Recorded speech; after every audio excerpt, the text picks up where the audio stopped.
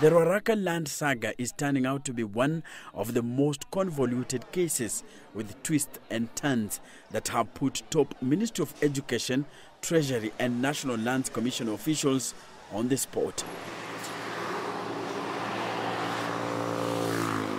On Monday, the CS for Education, Amina Mohammed, told senators that the Ministry of Education was forced to seek additional resources from the National Treasury for the payment of 1.5 billion shillings to businessman Francis Mburu for the compulsory acquisition of the Ruaraka Land. Just wanted to establish as a matter of fact is that there was no budgetary provision for this payment.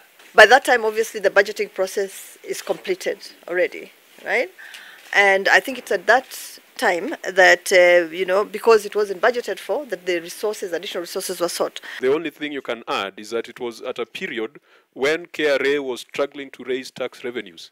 Then was it used for the intended purposes? But with her tone and body language seemingly suggesting disappointment in how the process had been conducted, senators sought to understand why the process was hurried, and Amina did not fail to agree. From the letter that we received from the National Land Commission, where it basically says that we should urgently, compensate this. Actually, when I read that letter, I had the same question in my mind, that these schools have been in place for 30 years. Why was it so urgent to do this at this point in time? Even now, where are the instruments of ownership? And for me, what was really curious is that the whole issue of the instruments of ownership has been one that has been ongoing for a while.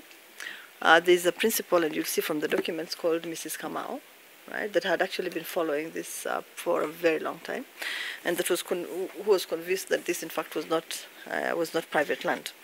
Senators wondered how the ministry paid money for the land without confirming the existence of the title deed. Indeed, the ESCC has been probing the matter and has put on the spot those who handled the compensation process. Interior CS Dr. Fred Matangi was in charge of the education docket at the time payments for the parcel of the land in question were made, and has always maintained that the law was followed.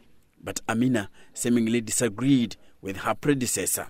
She says the fact that the compensation process was initiated by the chair of NLC, Mohammed Swazuri, point to an irregularity. This process should ordinarily be initiated either by the Ministry of Education or otherwise by the law courts if a claimant would have gone to court. The Ruaraka Land saga could prove to be one of President Uhuru Kenyatta's biggest tests yet in his renewed effort in the fight against corruption. Emerging details pointing at senior government officials who, either through acts of commission or omission, aided the loss of billions of shillings. Enock Sikolia, Citizen TV, Nairobi.